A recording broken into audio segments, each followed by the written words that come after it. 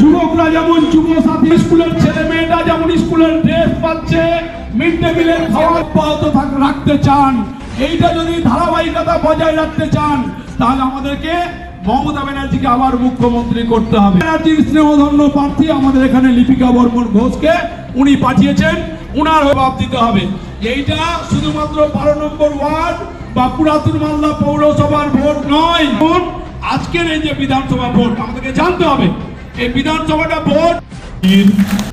এখানে আমাদের বক্তারা অনেক কথাই বললেন, প্রার্থী সম্বন্ধে যে কথাগুলো বললেন, যে প্রার্থী বহিরাগত কেউ কেউ বলছেন যারা আমাদের বিরোধী দলে দাঁড়িয়েছেন।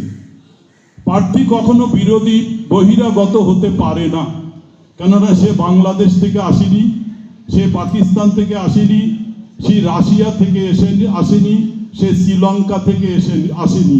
সে মালদা জেলার একজন জেলা পরিষদের সভাধিপতি, যার মালদা জেলার 15টা ব্লক থেকে শুরু করে 12টা বিধানসভা কেন্দ্র হচ্ছে তার আওতায় থাকে। তিনি সেই সব এলাকায় উন্নয়ন করেন। আমরা এখানে আমাদের শত্রুঘ্ন সিংহ বর্মা আছেন। আমরা শহরে বাস করি, কিন্তু শহরের মধ্যেও আমাদের একটা মোলপুর স্বাস্থ্য কেন্দ্র আছে, প্রাথমিক স্বাস্থ্য কেন্দ্র, যেটা সেই কেন্দ্রে কিছু সমস্যা ছিল, যদিও সেটা গ্রামীণ হাসপাতাল আমরা বলি।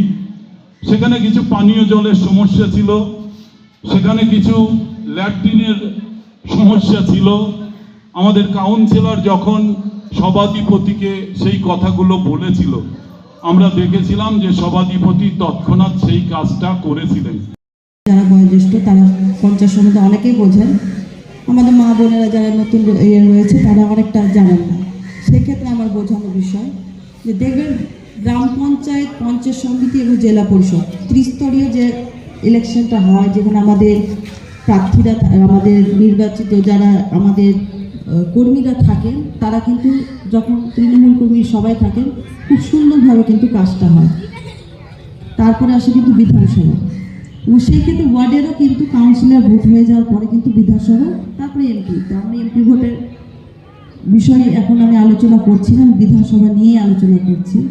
তো সেই ক্ষেত্রে যখনই আমাদের বিধানসভার ভোটটা আসে বা আমাদের এমএলএ যেটাকে বলি আমরা, সেই ক্ষেত্রে কিন্তু আমরা উন্নয়ন করতে গিয়ে কিন্তু এই ওল্ড মালদা বিধানসভা, মানে ওল্ড মালদা বলতে 50 মালদা বিধানসভা কিন্তু থমকে যায়। থমকে গেছে তো 5 বছর ধরে থমকেছে তো।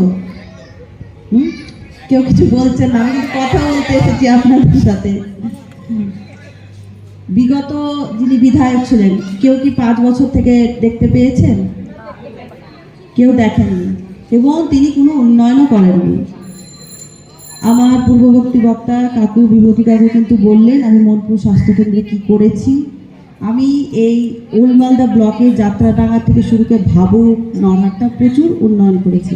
আমি আজকে রীতিমতো জবে থেকে আমার নাম ডিক্লেয়ার হয়েছে, আমি এলাকায় যখন যাচ্ছি তখন কিন্তু নরহাট্টায় কোথাও ব্রিজের প্রয়োজন।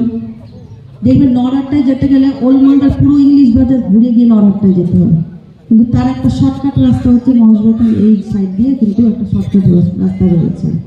মানিক চক থেকে কিন্তু ওর নরহাট্টা যোগাযোগের সুযোগ নেই, কারণ এই সব কাজ কিন্তু বিধায়ক করে বা এমএলএ করে থাকে।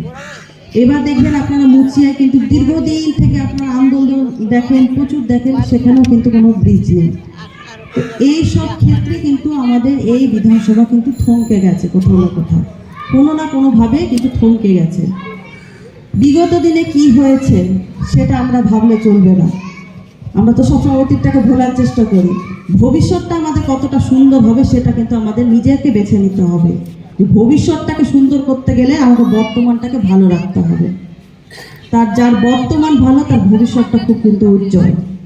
তাই এটা কিন্তু আপনাদের ভেবে নিতে হবে যে আমার ভবিষ্যৎটা কি করতে হবে। আমাদের এই বিধানসভাকে আগামী ভবিষ্যতে 5 বছরের জন্য আমাদের কি নির্ধারণ করতে হবে জন্য কিন্তু মাত্র একটি মাত্র দিন, সেটা হচ্ছে কিন্তু 23শে এপ্রিল।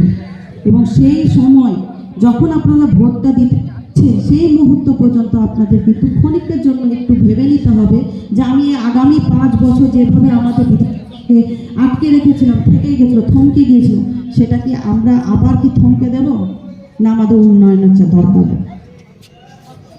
তো সেই জায়গাটা যখন ভোটার দেখবেন তখন একটু ক্ষণিকের জন্য একটু ভেবে, আমার বয়োজ্যেষ্ঠ কাকিমা জেঠিমা যারা সকলে রয়েছে তারা একটু ভেবে এই কাজটা দেখবেন যে আমাদের বিধানসভা যে এতদিন ধরে 5 বছর ধরে যে থমকে রয়েছে সেটা আমরা কিভাবে আগামীতে ত্বরান্বিত করব সেটা কিন্তু আমাদের ভাবতে হবে।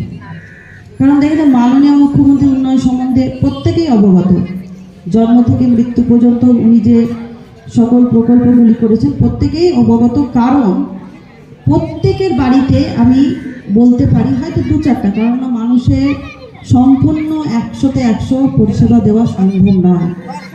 আমরা মানুষ, আমাদের সবটা 5টা আঙুল সমান নয়, যেমন তখন পরিষেবাটা যে দেবো আমরা সম্পূর্ণ কিন্তু 100টা স্বয়ং ঈশ্বরও পারেননি যে আমার যেটা চাই সেটাই পাবো। তো সেখানে বলবো, আপনার সন্তানের বা নিজের কেরিয়ার নিয়ে চিন্তিত? তাহলে এখনই সময় ডিজিটাল স্কিল শেখার। যোগ দিন ওল্ড মালদা কম্পিউটার ট্রেনিং সেন্টারে এবং তৈরি করুন সফল ভবিষ্যৎ। এখানে শেখানো হয় DCA, ADCA, PGTCA, tally, computer typing, graphic design, video editing, hardware and networking সহ একাধিক প্রফেশনাল কোর্স।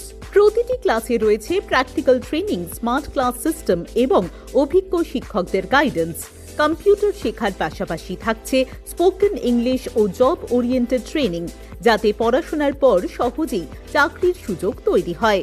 সীমিত সময়ের জন্য ভর্তি চলছে বিশেষ ডিসকাউন্টে। ঠিকানা বাঁশহাট বুড়িমা মন্দিরের বিপরীতে, ওল্ড মালদা।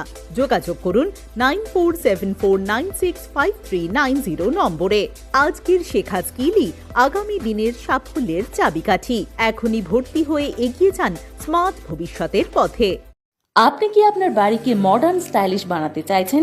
বাবা Loknath uPVC window and door নিয়ে এসেছে ইউপিভিসি উইন্ডো ডোর, হাই কোয়ালিটি ম্যাটেরিয়াল, মডার্ন ডিজাইনের সাথে durability, strong, maintenance free, compatible and soundproof door and windows, affordable price, best quality, hardware, easy installation, client satisfaction সাথে 20-year ওয়ারেন্টি যা চলে বছরের পর বছর।